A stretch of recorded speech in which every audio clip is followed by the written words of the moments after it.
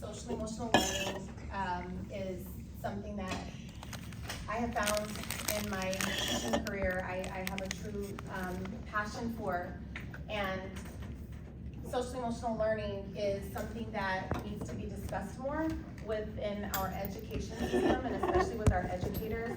And so this is one of the reasons why I decided to go with this as my thesis topic, and I'm really excited to share with you all my research.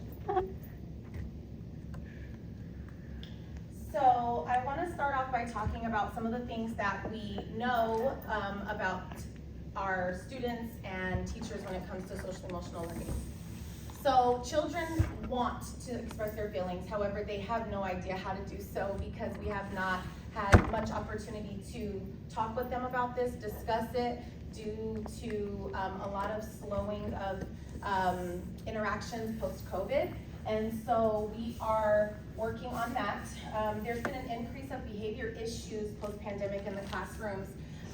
If you all walk into a classroom, 2023, you can see that a lot of teachers are going to be talking about some of their behavior issues that's being pushed in the school systems with the SEL being implemented, and how can we help our students post-pandemic.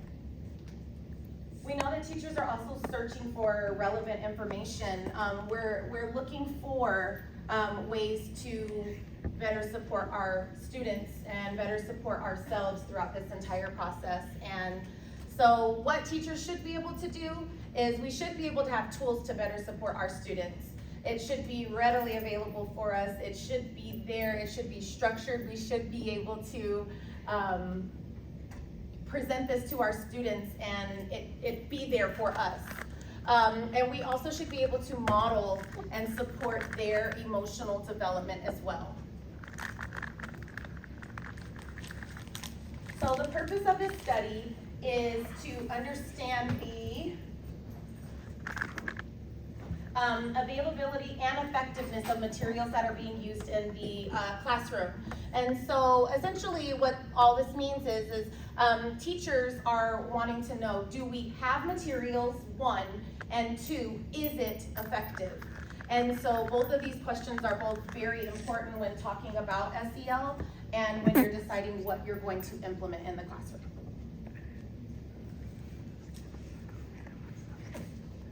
So I started off with my initial research question being what I wanted to address, like what tools and materials are being used in the classroom. And then as I kind of started getting into my research, I realized that it wasn't working out to my benefit. I wasn't liking the way that the data was coming across. I didn't like how I was finding like different tools and materials, but it still wasn't answering the question that I was trying to really find out. And so then I ended up changing my question. And so this was my initial, what's present in the curriculum, what is there for teachers to use. And so instead I dug a little bit deeper and changed my question a bit. And how I decided and why I decided to change my question goes to exactly what is social emotional learning. So social emotional learning is first academic mindset. The academic mindset. So having an academic mindset allows for the teacher to go in and prep their students and get them ready for learning, getting them ready for perceptions, beliefs, and different things that other people may feel or that they may come across. You also want to ensure that it is aligned with their academic objectives as well. And so I have found in the classroom as well that when you make those connections, it's so much easier for those students to retain that information. And so if you're doing the alignment throughout the entire day versus just once, the consistency is there for the students as well. And then of course the interactive pedagogy. I am very big on pedagogy. In undergrad I learned that's pretty much your meat and potatoes right there. You start with your end in mind and you go into how you're going to do all of this. And so with the pedagogical part is extremely important, and it will differ based on every single teacher and classroom. However, that part still is very critical.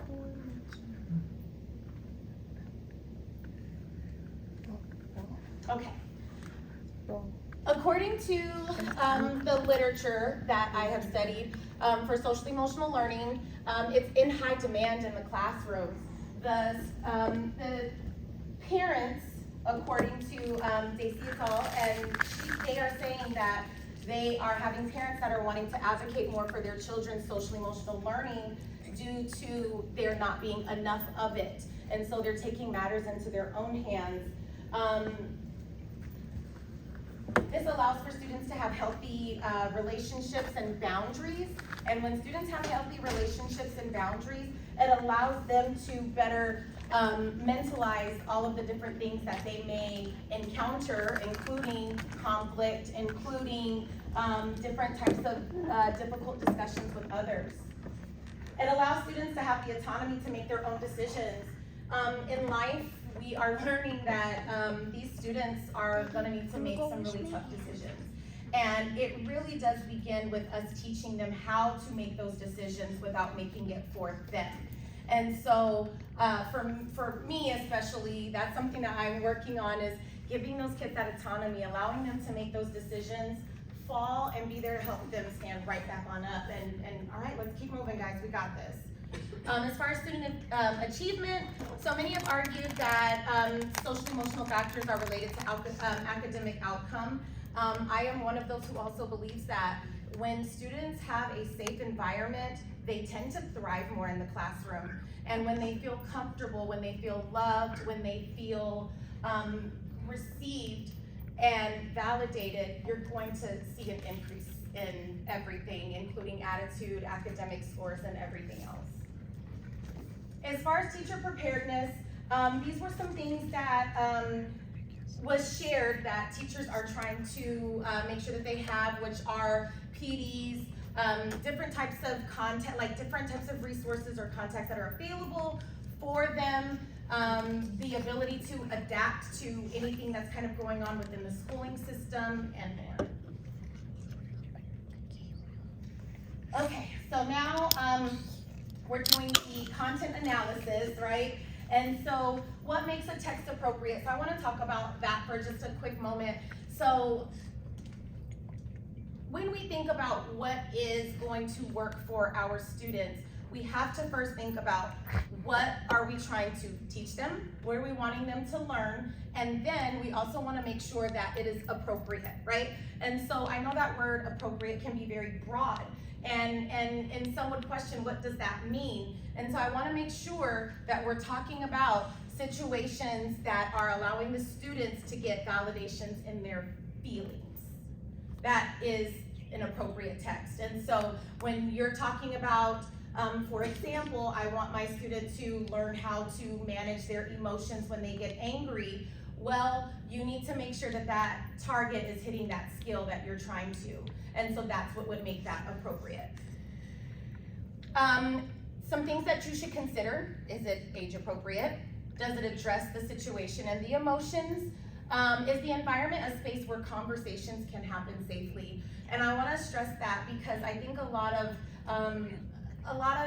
educators tend to have a mindset that is very set on, I'm the teacher and it's an automatic that the student should feel safe coming to them. No, you have to build that relationship with them, and you have to be willing to have those tough conversations with them. And so, again, a safe environment, just something that I highly want to emphasize. And then opportunities for reflection, perspective, problem solving, growth mindset. We are supposed to be challenging our students and allowing them to grow. And so whenever we deliver information, just like we do with our academic content, right? We should be doing the same exact thing with social emotional learning by allowing them moments to reflect on their decisions, maybe their why, maybe why they're feeling the way that they're feeling. There is a website, castle.org, that I have to give all the kudos to Dr. Kohler for that. Dr. Kohler was like, oh, you haven't heard of Castle? Let me tell you about Castle. So Castle is a very awesome website that shows a lot of different implementations that you can use, resources, and it's nationwide. Anybody's able to access this website. And so on that website, one of my favorite things, it says, supportive discipline says that everyone is in this building together for the purpose of learning. And I think that stood out to me because it's very important to keep that growth mindset and not stay stagnant as educators and as students. Okay, so back to the initial reflection. I realized that this was not what I really wanted to do as far as the initial research. I wasn't, again, getting what I wanted to get, so then I decided to change my plan and I shifted gears a little bit. So what I ended up deciding is I wanted to do an autoethnography. And so I talked with my chair and I was explaining with her that I really want to know how this works. I want to be involved in this from start to finish. How can we make this happen?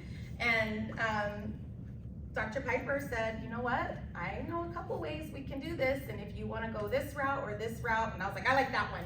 So here's what we did. We decided to start with me self-assessing myself. I wanted to know what exactly am I doing? Am I aware of my biases? Am I aware of my prejudices? Am I aware of how I'm supposed to be implementing and teaching? Am I aware of the culture in my classroom? Came up with a game plan and decided what lessons I was going to teach, how it was going to happen. Then I taught the lessons. And after the lessons were taught, I took a moment to stop.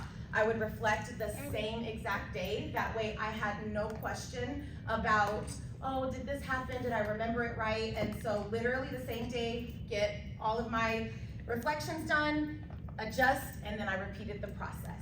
So this was my research. This was the self-assessment that I took. This is from castle.org. And it is a tool to self-assess yourself in the classroom. And so it asks you basic questions about, like, do you have a supportive classroom environment? And you're able to check, yes, no, I need to work on these areas. Over here, do you have your SEL being integrated into your academics? And then explicit instruction. And so all of these areas, I gave myself a grade based on how I thought or perceived my teaching was in my classroom. And so then we decided to go forward. This is my pre-survey and also my post-survey. I just want to note that. So pre-survey, and we move into the methodology, which is the autoethnography. So what is an autoethnography? It's a form of research that connects the researcher's personal experiences to a wider meaning. And so I put this here just for more of a visual for everyone. But so we have autoethnography, an autobiography, and then an ethnography, and all of that together comes into our autoethnography. And so I was able to take some of my personal experiences. I was able to take some research, and I was able to take any type of other data that was out there and draw my own conclusions on my research. Okay, so my research began on the very first week of school. So the first week of school was August 28th, and I started with giving myself a pre-survey self-assessment, which I've already shared with you all.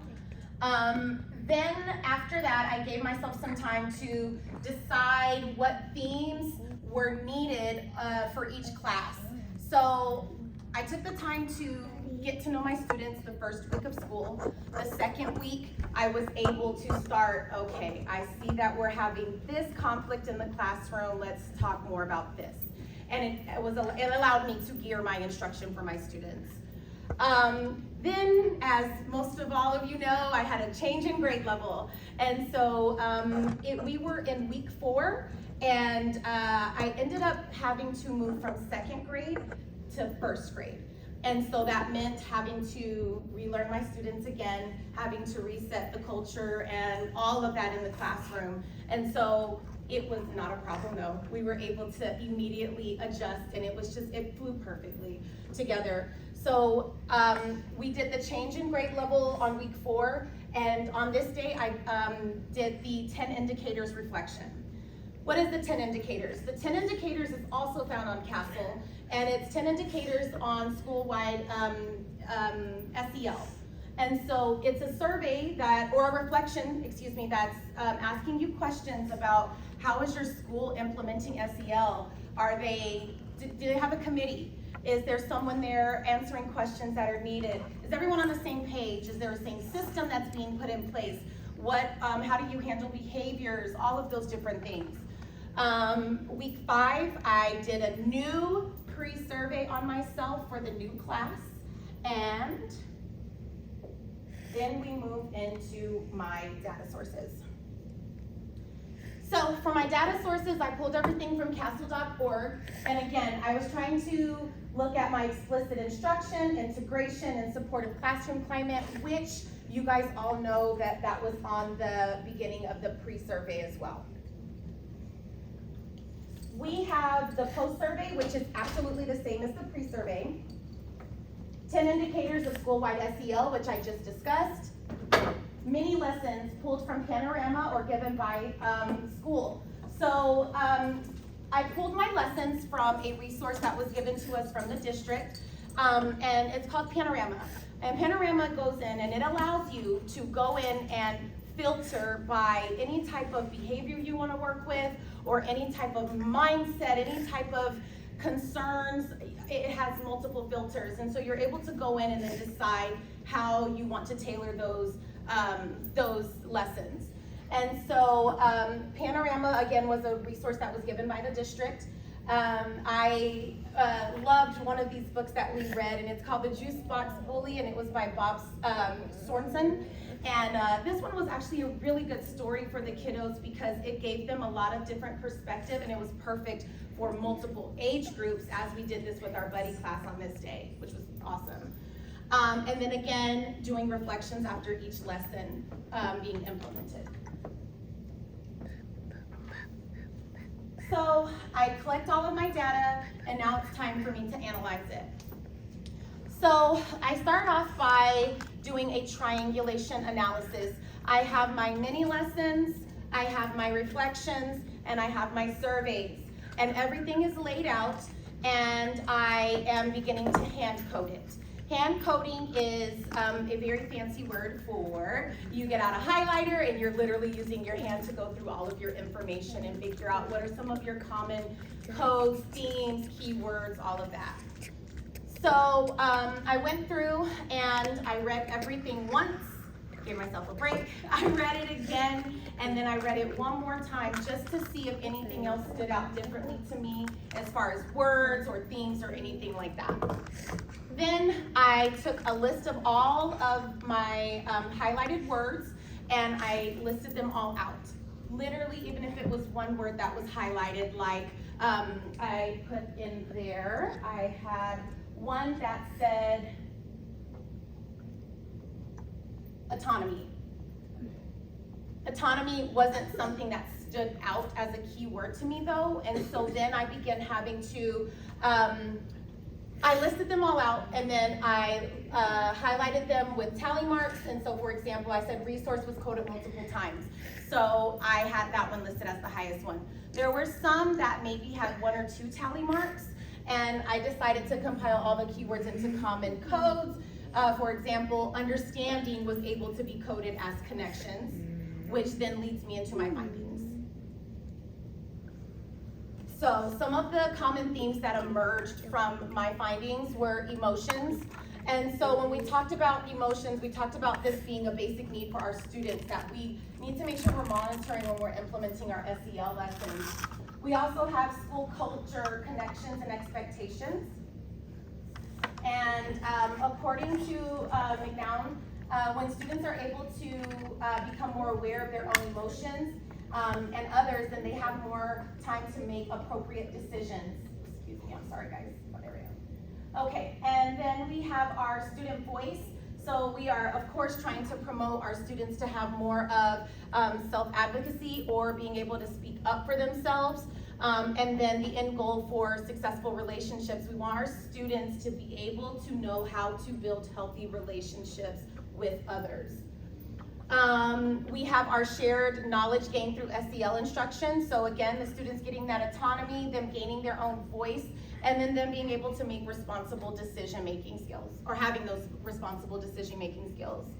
Some limitations or some things that really kind of can put a couple of questions into play when it comes to the research is a limited illustration of one class. So this is a research on one class, mine, and so unfortunately there's not much out there as far as other classrooms that have done some of these exact same studies, and so this is just one small view.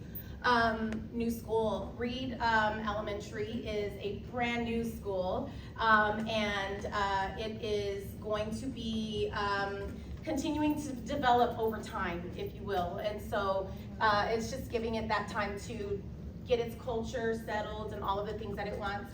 And then of course the change in grade levels, which in my opinion does play a huge factor into some of the things that could have maybe been developed versus having to stop and then restart all over again.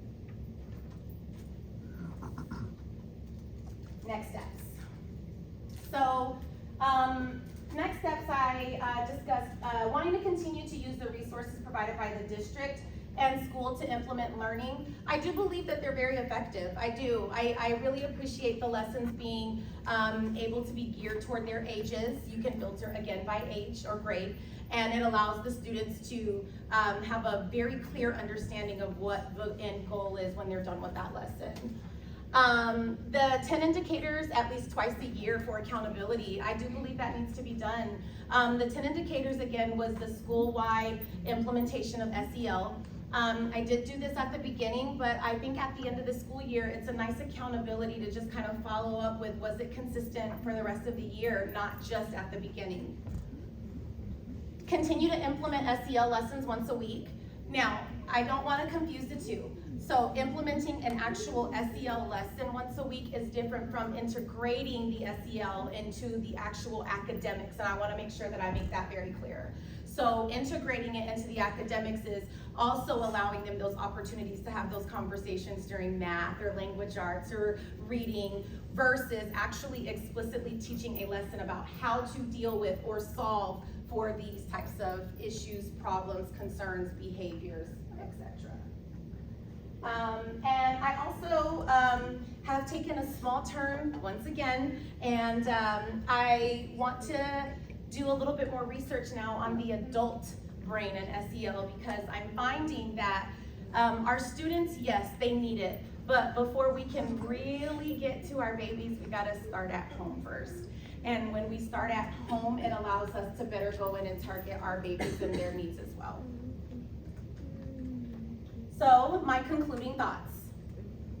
The Panorama provides great resources for educators. Panorama, again, was the resource that I was using, given by the district, that allowed me to give certain lessons to the students in both first and second grade. SEL lessons must be intentional. You have to put some thought behind them. You cannot just wing it off of the fly. And the reason why I say you cannot just wing it is because there are going to be questions and scenarios that have to be thought of ahead of time, because they're going to come from the students, and so you want to have that preparation. I want to also look into some other districts and see what they're using as well, because Panorama, again, is only one snippet versus I'm sure there are other resources out there that other districts might be using as well. School-wide SEL being implemented allows for many gains. I have come from a school where SEL was not predominant in the school, and I have come to a school where SEL is predominant in the school, and it makes a huge difference. It does. The culture is so much more light and happy, and you don't have to experience a lot of that negativity because everyone's on the same page about what the expectation is. I've also started thinking about how often are teachers giving moments to stop for their own SEL. We, of course, want to focus on the children. That's what we're there for. That's who our loves are. But what about us too, right? We have to make sure that we stay in our mental capacity, keeping our mental capacity at its best for our students as well. Team effort, we have to rely on one another. You can try to do SEL by yourself, but it's really difficult if you're the only one. It's best to try to reach your school, your peers, your team, to get on the same page about what does discipline look like, what does feedback look like, what does behavioral intervention look like for each and every student. SEL looks different for some depending on their backgrounds and their priorities. I think that's another big thing that we fail to take into consideration. We have a lot of students that we know come from very difficult backgrounds. You have students who may have a parent who, is working full-time and can't be there. They're not taught how to express their emotions. And so we have to be very patient with those kinds of students and understand where they are and meet them there. And my phrase for this year is your feelings matter. Everyone's feelings matter. Your students' feelings matter, and your feelings matter as well.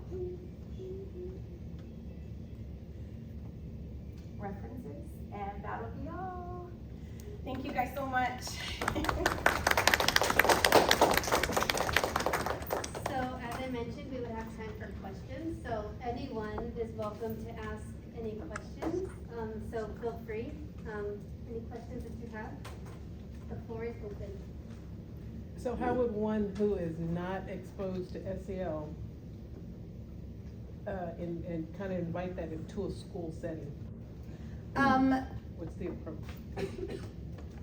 Can you repeat that one more time? How would you initiate SEL into a school that's not, where it's not a priority or it's not predominant there? I have thought about this question a lot because I thought about where I've come from and how that was not implemented as heavy as it is here. And I'm gonna be very honest with you, that's a very tough question to answer honestly without, one of the first answers I would say is definitely having that conversation with your administration, right? This is a priority, this is a need, this is what we see, how can we begin to close this bridge? Providing resources and coming up with things that you are ready to present to your staff and your peers and your coworkers versus just saying, do it. So I would say if you are going to present the idea of SEL to anyone, go to your administration first. And I would say talk with your team as well about where you stand, where your vision is, what are you trying to implement, where do you see it going, and how can we get there together? And when you present it more as a question and you want the feedback, you invite others to want to participate more in those discussions. I know you mentioned in your presentation about the parents as well. So have you yourself done anything to invite the parents to have these conversations with kids? So, outside of my research, I am very heavily involved with my parents in the classroom. I make sure that they understand what my expectations are of their children. And also, of course, we have a constant communication because of behavior, whether good or bad, right?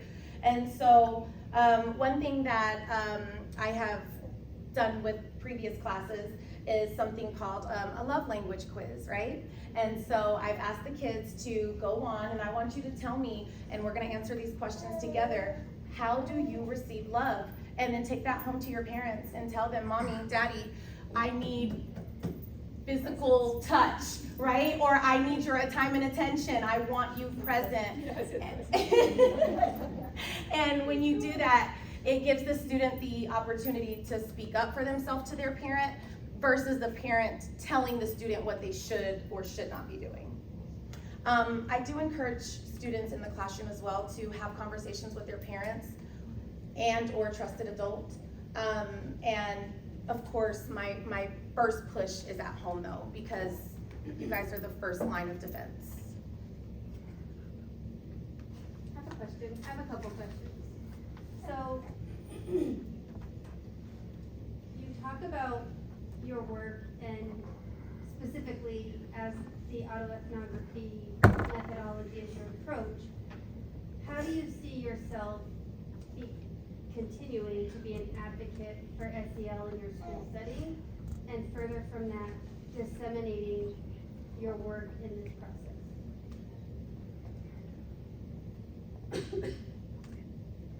SEL is something, as I mentioned in the presentation, that is constantly growing.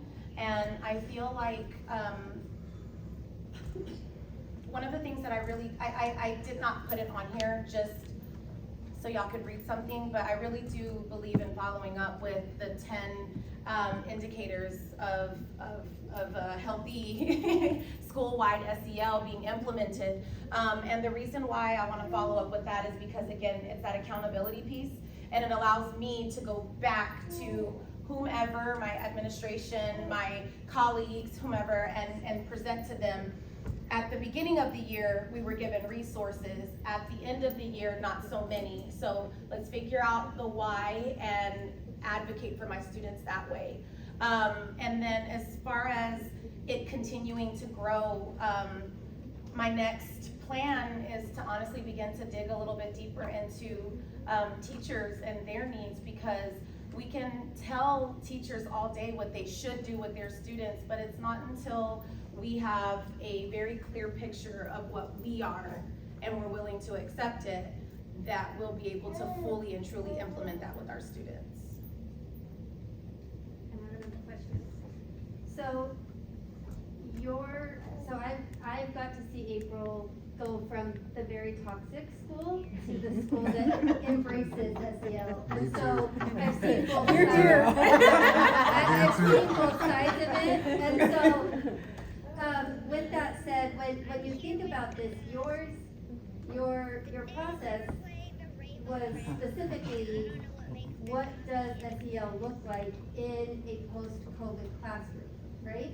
Right. Which I appreciate, but aside from the pandemic, what other issues and changes have occurred that could be impacting our students that are in our classrooms?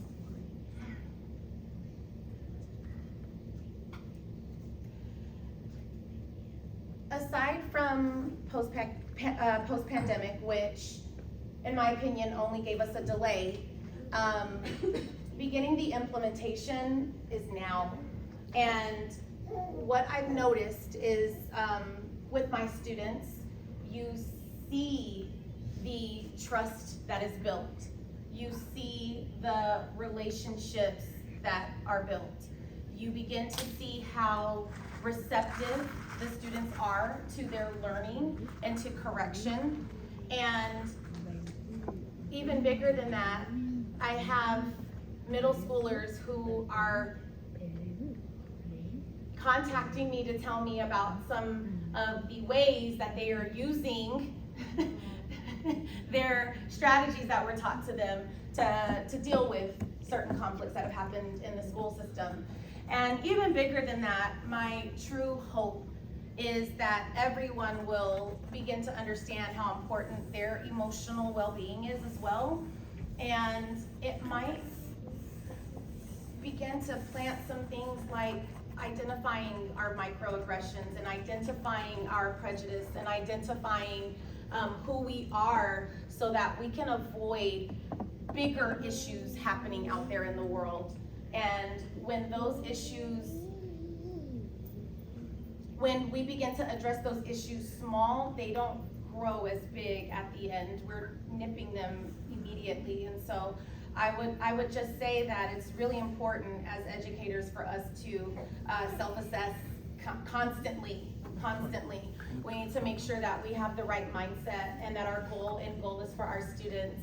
And when we do that, we help not only our current students and our future students, but we're helping our world, because we're preparing them to go out and know how to deal with conflict appropriately. share with your principal that you were looking at the district provided SEL materials? Yes, ma'am. And then I guess, what was the principal's reaction like? It was very much invited, actually. So last year, Panorama was, slowly being brought into the school system for that district. And so when I found out that it was going to be a survey, which Panorama is a survey that they give to staff, students, and parents to collect information on how their students and their well-being are. And so when I was able to find out about this Panorama, I asked my administration if I could sit in, and I actually ended up leading the developments for the school. And so it was something that I took very passionately because I took it to heart because it is something that I asked to be a part of, and it just so happened to align with what I was doing my research on, and it was something that they were very much encouraging of. And even now at the new school, the principal is very well aware of how I am with SEL, but it just so happened that it fell in line with the way the school is being ran anyway, so it lines up perfectly. So when the school decided to take you as a lead advocate, you'd be willing to do it? I didn't hear you. And able, willing and able. There you go, I like that word, willing. I have a comment, it's not exactly a question. I was really glad on the slide about your literature review that you did mention the connection to student achievement. And I want to encourage you to look deeper into that so that you can talk about it with the site of research, talk about that, because for so many schools and districts, they're so laser focused on that idea of student achievement that if you can make the connection, which you've done, you've mentioned it several times, like accepting correction. You know, that's something that leads to greater student achievement. But to be able to talk about that not just as your own opinion, but as something that has been researched and other schools are improving it, and knowing the names of those schools, and maybe having video clips you could show of those schools, that kind of thing will make you a stronger advocate with those educators who are laser focused on scores. I really appreciate that. Well, I just want to comment also, I thought research is hard, right?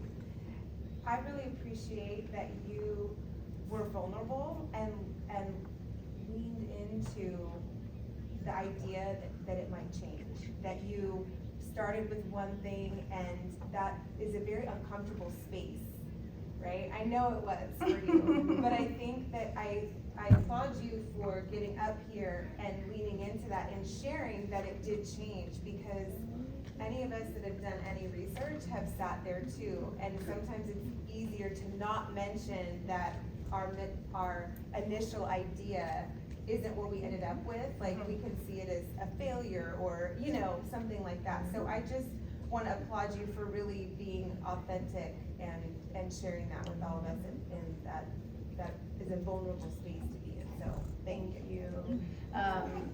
That was very tough. I remember when we started the program and we had Dr. Popovic for our class, and we started talking about those kinds of things. What is your research question gonna be? And I remember like, oh my gosh, and then when we got it, and then it changed, and then it changed again, and then you had more questions and it changed, and then you think you got it, and then it changed one more time, and I feel like it all came together for the good though. I really do. Nope, I'm good, thanks. Dr. Mary? Daryl?